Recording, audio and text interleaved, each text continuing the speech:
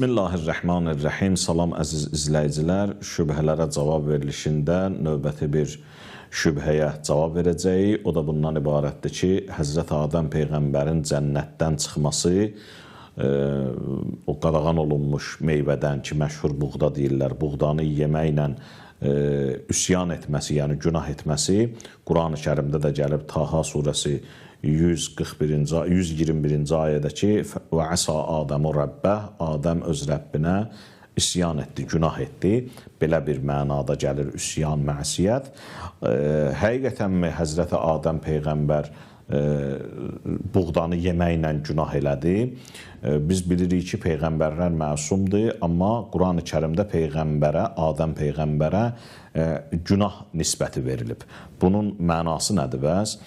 Bəzi insanlar dediyimiz kimi elə bilirlər ki, elə Peyğəmbərlər də qeyri-məsumdur, günah eləyə bilər və bu da növbəti bir günah.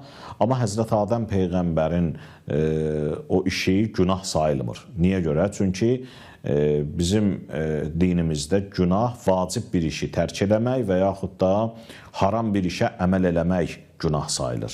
Əgər bir adam şəriətdə, qanunvericilikdə vacib olan bir işi tərk eləyirsə, haram bir işə əməl eləyirsə, bu artıq günah sayılır. Bu artıq məsuliyyət daşıyır bu adam və qanun qarşısında cavab verəcək. Allah qarşısında cavab verəcək buna görə. Amma nəzərə alsaq ki, bəzi işlər var ki, onlar düzdür, Allahın göstərişidir. Amma hökm və qanun xarakterli deyil. Tövsiyə və məsləhət xarakterlidir. Belə hallarda olur. Dinimizdə də bu var. Adi həyatda da bu var. Məsələn, biri-birinə qanun qoyur, hökm verir, əmr verir, o artıq qanundur, ona əməl eləməlidir. Və yaxud da qadağan qoyur ona və bir hökm olaraq qanuniləşdirir onu və deyir ki, sən bundan çəkinməlisən. Amma bir də var ki, həmin o əmr və qadağanı göstərişi tövsiyə eləyir. Belə eləsən yaxşı olar. Məsələn, dinimizdə də var müstəhəb və yaxud da məkruh, bəyənilməyən bir şey, bəyənilən bir şey. Məsləhət bilir. Belə olsa yaxşı olar. Məsləhətdir ki, çəkinəsən məsələn. Heç bir yerdə yoxdur ki, məsələn, bir adam müstəhəbbi tərk eləmək günah sayılsın. Məkruha əməl eləmək günah sayılsın. Vacibi tərk eləmək günahdır. Harama əməl eləmək günahdır. Amma müstəhəb bir işi, bəyənilən bir işi, hansı ki, din onu məsləhət görüb, tövsiyə eləyib, onu tərk eləmək günah deyil. Ona görə də ilahi göstərişləri iki hissiyə bölmək olar. Hökm və qanun xarakterli göstərişlər, tövsiyə və məsləhət xarakterli göstərişlər. Günah hardadır? Birincidə. Orada ki, insan qanun və hökmdən çıxır, bəli, o günah sayılır. Orada ki, ilahi göstərişdən çıxır, amma o ilahi göstəriş tövsiyə xarakterlidir, orada günah sayılmır. Sadəcə tövsiyədən çıxmaqdır. Sadəcə yaxşı bir işi tərk eləməkdir. Həzrəti Adəm Peyğəmbər və əsa Adəmu Rəbbə yaxşı işi tərk elədi. Və yaxud da qadağan olunmuş o meyvə ki vardı, buğda ki vardı, o ona qanun, çünki cənnət qanunvericilik mühiti deyil. Şəriət nazil olmayıb hələ. Sadəcə bu imtahan mərhələsidir. Təlim və məşq prosesidir. Həzrəti Adəm Peyğəmbərə Allah hələ öyrədir, nəfslə tanış eləyir onu ki, səndə nəfs var. Mərhələ bu mərhələdir. Ona görə də şəriət və qanunvericilik yoxdur ki, bu haramdır, bu vacibdir. Həzrəti Adəm Peyğəmbər buğdanı yeməklə haram bir iş görmədi ki, günah sayılsın. Sadəcə bəli, ilahi hökmdən çıxdı, daha doğrusu ilahi göstərişdən çıxdı, amma o ilahi göstəriş hökm və qanun xarakterli deyildi. Tövsiyə və məsləhət xarakterli idi. Bəli, tövsiyə xarakterli olan göstərişdən çıxmaq düzdür, isyan sayılır. Çünki isyan sözünün də lüğətdə mənası göstərişdən çıxmaqdır. O istər tövsiyə xarakterli olsun o göstəriş, istər qəti hökm xarakterli olsun. Vacib olsun və yaxud da müstəhəb olsun. Bir adam müstəhəbbi işi tərk eləyir. Düzdür, ona demək olar ki, isyan etdi, amma demək olmaz, günahdır bu.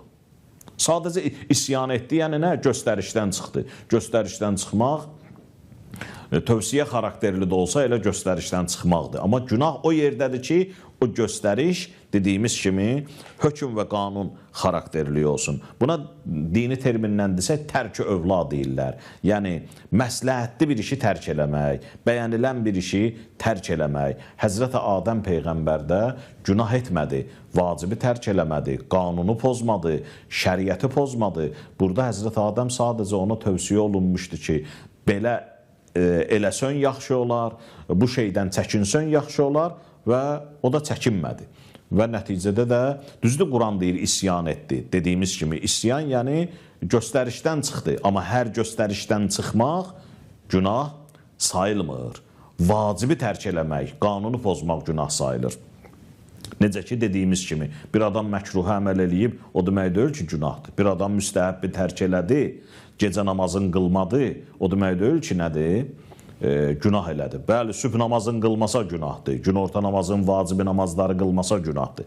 Burada bir məsələni də qeyd edeyim ki, ümumiyyətlə nisbi günah deyilən bir məfhum var. Nisbi günah nədir? Əməl öz-özlüyündə pis deyil, əməl öz-özlüyündə günah deyil. Sadəcə insanın şəxsiyyətinə, əzəmətinə, şəninə nisbətdə əməl günah sayılır. Yəni, əməl adi bir işdir, əməl adi bir əməldir, amma şəxs ali insandır. Adi əməl ali insandan, bəli, bu artıq günah sayılır. Yəni, ali insan yaxşı işi tərk etsə, bu artıq günahdır. Günah təkcə günah işi tərk eləmək, günah təkcə günah işi görmək deyil.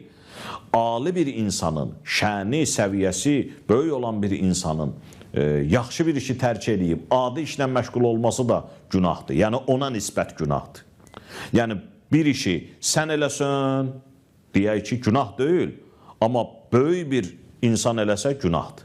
Adi bir insan eləsə, normaldır. Amma ali bir insan eləsə, artıq normal deyil. Məsələn, ola bilər adam müstəhəb bir iş görüb, yaxşı bir iş görüb. Amma cəmaat onu qınıyır. O üçün normal bilmirlər, eyb bilirlər bunu. Məsələn, nə? Çünki həmin əməl insanın səviyyəsinə, şəninə sığışmır, layiq deyil. Məsələn, çox var dövləti olan bir insan gəlir fəqirə köməklik məqamında çıxartır 1 manat pul verir, məsələn. Hansı ki, o 100 manatla, 1000 manatla pul verə bilər, çıxartır o, hamı görürsən ki, o qınıyır. Adam pis iş görməyib, əməl öz-özlüyündə hətta yaxşıdır, amma adamın şəninlə nisbətdə bu əməl nə olur? Pisləşir. Bəzi əməllər var. Normalda olsa, adamın səviyyəsinə nisbətdə artıq anormal sayılır. Həzrəti Adəm peyğəmbər və digər peyğəmbərlərin də bəziləri var ki, onlar tərk övla eləyiblər. Yəni, əməl öz-özlüyündə pis deyil, günah deyil. Vacibi tərk eləməyib, qanunu pozub, haramı əməl eləməyib. Sadəcə, bu çox böyük insandır, əzəmətli insandır deyə, bu əməl ona nisbətdə nə sayılır? Günah sayılır.